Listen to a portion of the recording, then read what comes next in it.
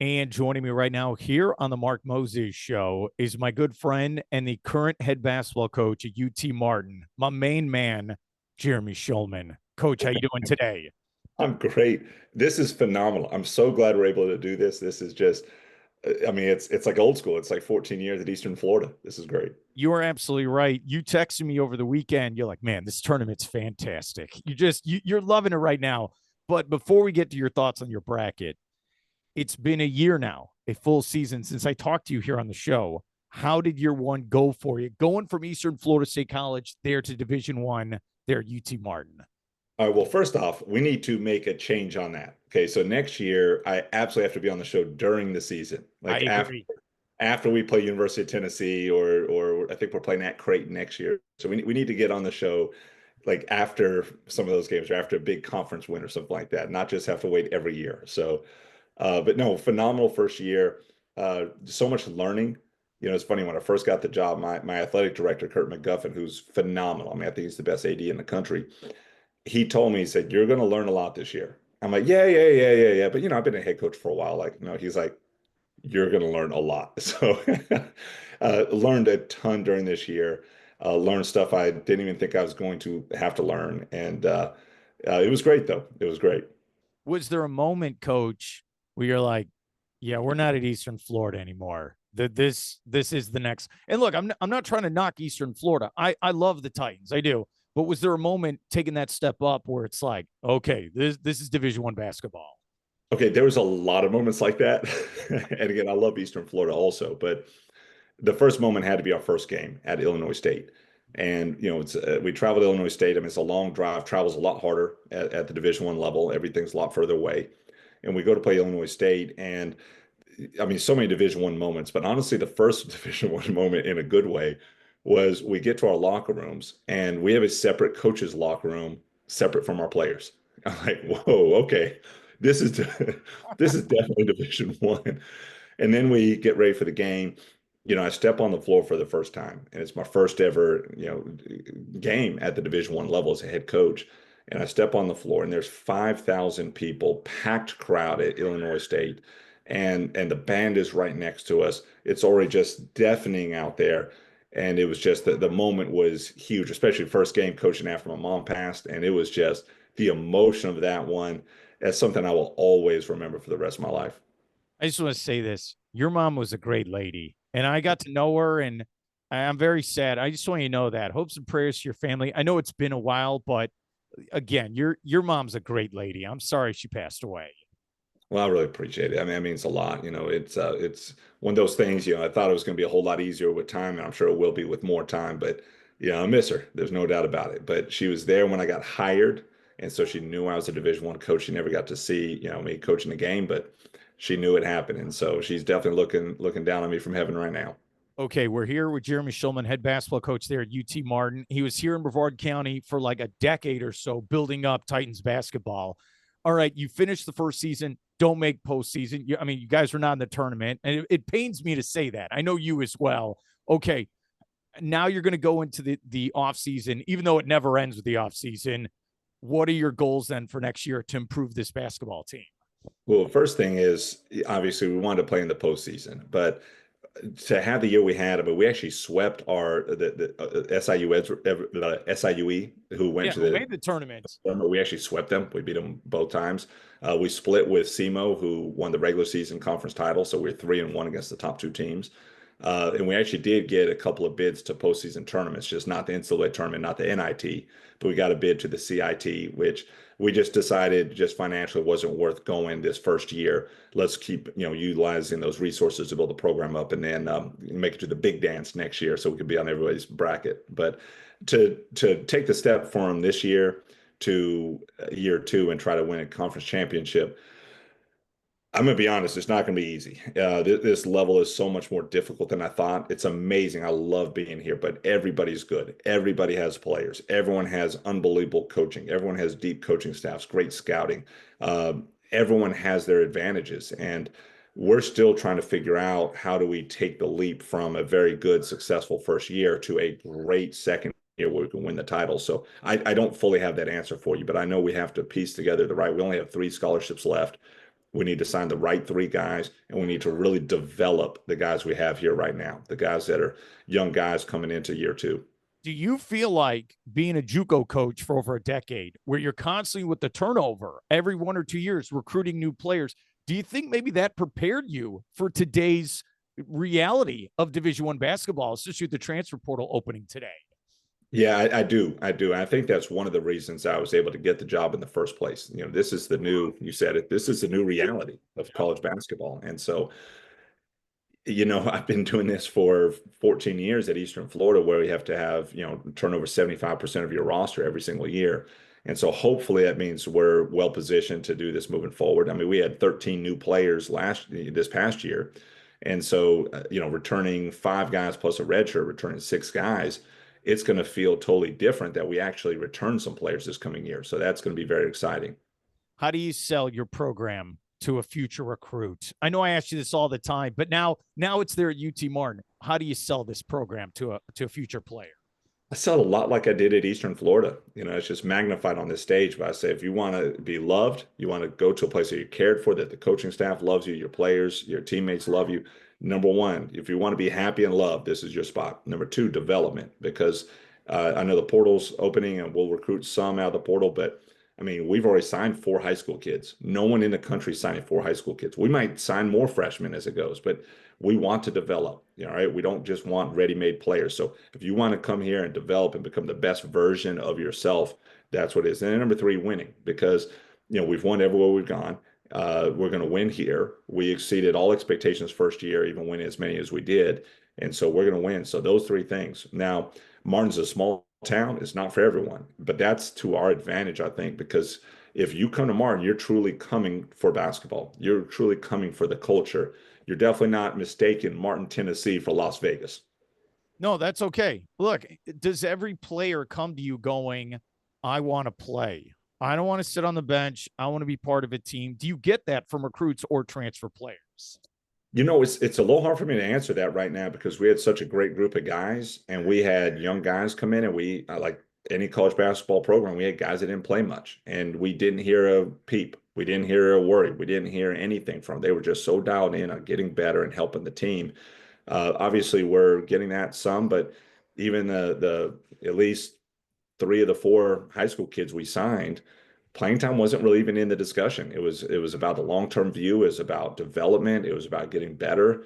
And so I'll give those guys credit that they've got, really, really, smart goals in front of them to become the best they can and have long-term career earnings rather than just playing right away. Because I think everyone knows at this point just how old college basketball is. And it is hard for young guys to come in and play from day one. But again, if we're going to go into the portal and get like a grad transfer, a little different. I mean, that kid's probably got to play. Yeah. No, I completely understand. I love the look on your face when I ask you a tough question right there. You're like, that's it, Mark. How dare you do that?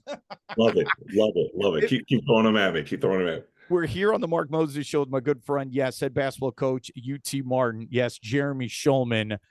You look at this tournament, especially you saw the game yesterday where it's Florida and UConn, and then the buzzer beater by Maryland over Colorado State. The coach in you, do you go like, okay, you got to get back on press. All right, you got to do this. Did you see that coaching yesterday with those close games? So I'm going to be very honest.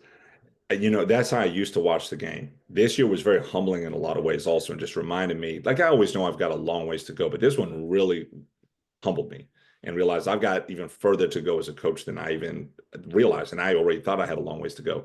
So instead of looking at it from that aspect, I'm honestly watching every detail on what I can learn, what I can pick up on. Is there an angle on a pivot? Is there,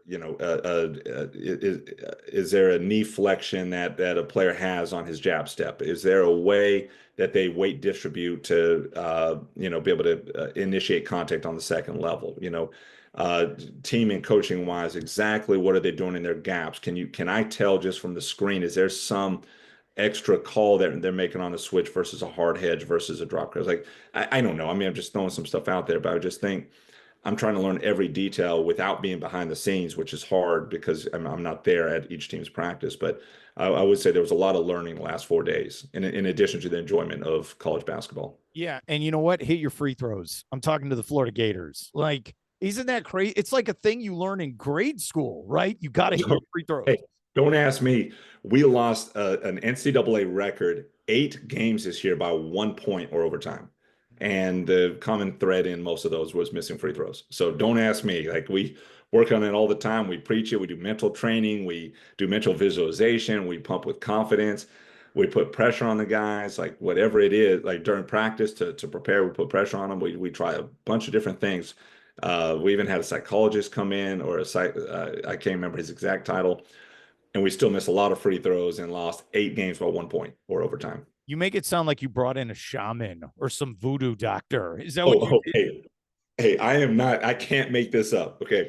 So we lost those 8. We lost a total of 12 games by 5 or less or overtime. So, as good as we had a good year, I mean, we could have easily had a phenomenal, like shock everyone year had we just won some of these close games.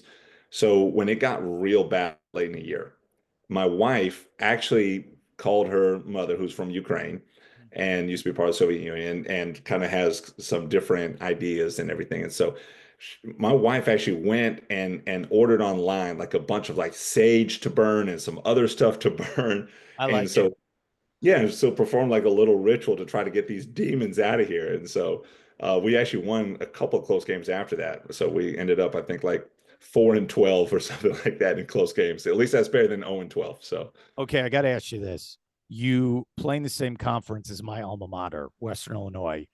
I think you probably went there when it was snow on the ground. I was confused when you yes, went. Okay, do you understand you're on hallowed ground? That's where I'm alumni of the year. Did it feel that way when you went to Western Hall? it did. It was almost like angelic sounds in the back. It was like, oh, la, la, la, la, la. It was unbelievable. What a special moment. In Illinois history. That's It right. is up there with like Michael Jordan's last second shot, as a future Bull, back with Carolina. It's like that and Mark Moses stepping on ground at Western Illinois are like the two things that all people from Illinois remember. Okay, I will update what I said last week. So I have this thing. If Western Illinois ever makes the tournament, I am going. I don't think they've ever made the tournament. So I have like the rainy day type fund for basketball. I will go. I'm going to update this. When your team goes to the tournament, I don't care if it's in Dayton, Ohio, I'm going to that as well. I hope you know this. That sounds amazing. And that's the plan for next year. We're going to take the right steps and we're going to be there. Yeah, you're absolutely right. Okay, so SIU Edwardsville. I know it's a mouthful. They won. Congratulations to them. What made them special to win your guys' conference? Couple things for both them and SEMO, Southeast Missouri, who won the regular season. And the things that made it, they returned, and even in this day and age where it's hard to do, they returned the most guys and they returned the most top guys. So like SIUE, Rayshawn Taylor was a fifth-year senior guard who had been multi-year all-conference, turned down tons of NIL money, and stayed at SIUE just to be a legend there, left as the school's all-time leading scorer. That's hard to do, but they were able to retain some guys and then the other, I mean, they had, other than that, the simple stuff. I mean, they had great guard play on both teams. Both teams had a 7-footer inside. Both teams had versatility and tall, long wings. They had shooting, they had defense. I mean, they kind of had the full package, both those teams. Okay, before I let you go, and I know you're busy, man. Thanks for doing this with me, Coach. Okay, in your bracket, did you fill out one, or are you too busy? What happened? So we had to check with compliance to see what we could do. So we were allowed to fill out a bracket, but it had to be with no prize or anything on there, like no Okay, money, obviously no prize. So we did one just in the coaching staff, families, kids, wives, all that are in a little bracket. okay, I like that. Thumbs up. So I imagine with compliance, they were like, every pick should be UT Martin. Every If we were in there, if we yes, were in there, yes, yeah. 100%. You look at the SEC, 7 teams still around here for the Sweet 16. They had a record 14 in the tournament. The team you took on, Tennessee, are you proud of this conference? How do you look at it with the current landscape of college basketball? Oh, I love it. I think it's unbelievable. It might be the best conference in history, though I'm not sure if an SEC team can win it all. I mean, Duke looks like an absolute juggernaut. I mean, I don't know how anyone can beat Duke, but the SEC, it's phenomenal. But Tennessee in specific, that's a little bit special to me because we got to play them at Thompson Yeah. Boling Arena in front of 25,000 people this year. We want to talk about an unbelievable, humbling experience. And you know what? We actually, with 12 minutes to go, we were like right there. Now, the last 12 minutes didn't go exactly our way, but it was so much fun getting to, compete against those guys. And then I left that game at the time saying, they might be the number one team in the country. Obviously, since then they've got even less depth than when they played against us, so they're not a real deep team. So can they string together 4 more wins after their first two and win the whole thing? I don't know. They're just not real deep. They're just not deep at all. They rely on the same 6 or 7 guys the entire time. But I'll tell you, they're a heck of a team, and Coach Barnes doing an unbelievable job with them. That is really But cool. Like Florida, you said, Florida. I know I got to go in a second, but Florida, wow. oh, I Florida, know. wow. They, Oh, that my was, God. this. There's always one hiccup. There's going to be one bad game where you get punched in the mouth and you got to survive that. And they did. So now they're going to take on Maryland. And yes, the Maryland kid took 7 steps when he hit that shot, but that's another story. Okay. Jeremy Shulman, I know you got to go. Thank you so much for doing this. And I hope we can do it again real soon. All right, man. Absolutely. Absolutely. Anytime.